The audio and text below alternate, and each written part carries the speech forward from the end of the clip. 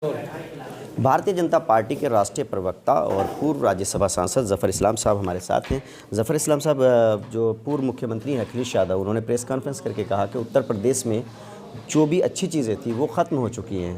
क्या कहते हैं? देखिए, पता नहीं किस चीज़ को अच्छी कहते हैं। अपने आप को कह रहे हैं तो अलग बात है, अपने पार्टी के बारे में कह रहे हैं या बसपा के बारे में कह रहे हैं तो मैं समझता हूँ कि हाँ, वो ख़त्म हो चुकी है। लोगों ने उसके लिए हम लोगों को धन्यवाद देना चाहते हैं। बसपा और समाजवादी जैसी पार्टियाँ ख़त्म हो चुकी हैं इसलिए कि वो सिर्फ परिवार के लिए काम करती थी, परिवारवाद करती थी, लेकिन जनता के लिए नहीं समर्पित थी। अखिलेश यादव का जो निशाना था वो ग्लोबल समिट पर है कि जो विकास की बात हो रही है, जो पिछले MOU थे उनमें कितना विकास हुआ और सिर्फ दिखावा है, उन्होंने ये आरोप लगाया है। देखिए, आज देश तेज़ी से आगे बढ़ रहा है।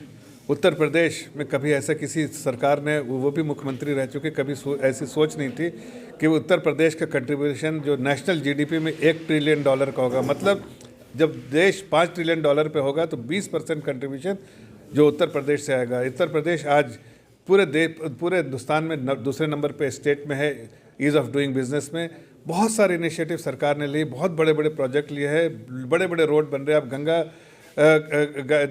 जो गंगा क्रूज़ है उसको उन्होंने कहा कि वो दिखावा है, उससे मल्लाहों को कोई फ़ायदा नहीं होने वाला है। देखिए, ये तो हकीकत है कि जो फ़ायदा है वो आम लोगों को हो रहा है, मल्लाहों को हो रहा है, शायद उनको नहीं हो रहा होगा। जो अखिलेश यादव जी को गंगा एक्सप्रेस जैसे जो कल्पना भी नहीं कर सकते तो गंगा एक्सप्रेस बन रहा है, जिसमें इतना बड़ा जो है BOT पर इतना बड़ा प्रोजेक्ट आया है। ये अपने आप में पूरे देश के लिए एक एग्जाम्पल है, सिर्फ उत्तर प्रदेश के लिए नहीं, पूरे देश के लिए, हर स्टेट के लिए एक एग्जाम्पल है कि इतना बड़ा प्रोजेक्ट।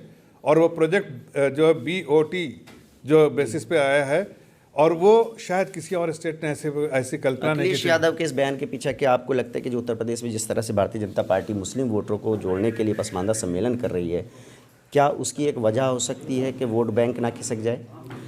देखिए, मुस्लिम समाज पूरे तौर से धीरे धीरे भाजपा की तरफ आ रहा है। उसका कारण यह है कि भाजपा जो है हर समाज को साथ लेकर चलना चाहती है, चाहे वो कोई किसी में भी आस्था रखता हो, किसी कम्युनिटी का भी हो, लेकिन वो अगर देश के प्रति समर्पित है तो भाजपा में न धर्म देखते हैं, न उसका नाम देखते हैं, बल्कि उसकी जो कोशिश होती है देश के लिए समर्पित होकर देश के लिए काम करने के लिए, वो जज्बा देखते हैं। समाजवादी पार्टी के सांसद हैं डॉक्टर शफीकुर रहमान बर्क, उन्होंने आरोप लगाया कि RSS और BJP जो है वो देश में नफरत फैला रही है। देखिए, शफीकुर रहमान साहब हों, ST हसन साहब हों, अखिलेश यादव हों, और भी ऐसे बहुत सारे जो इस पार्टी के बड़े नेता हैं समाजवादी पार्टी का, उनका एक ही काम है मुस्लिम समाज के ठेकेदार बनना और कहीं ना कहीं उस वोट की जागीरदार बनना। लेकिन अब मुस्लिम समाज समझ गया है कि ये सिर्फ अपने फ़ायदे के लिए इस्तेमाल करते हैं, वोट बैंक की तरह।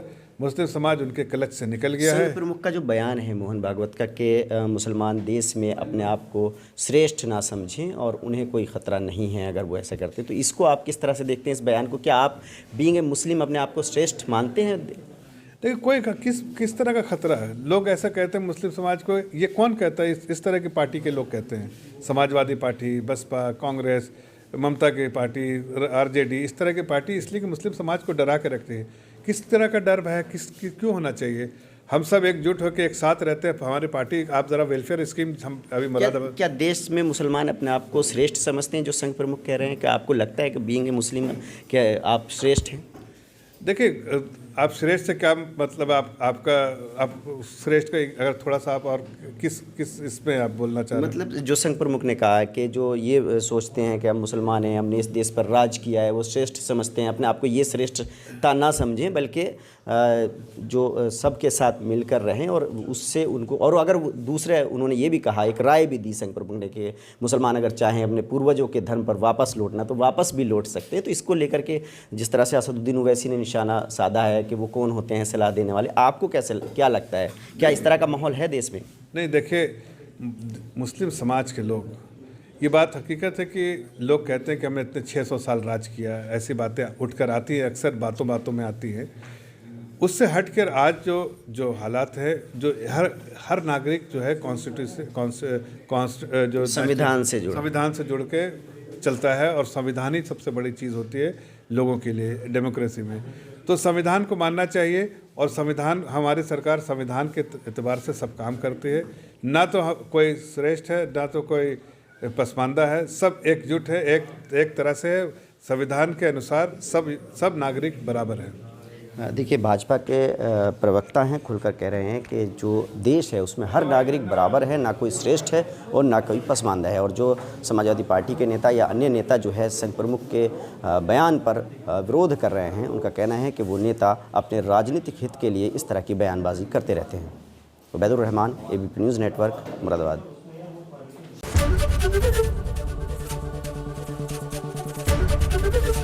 एबीपी गंगा, खबर आपकी, जुबान आपकी।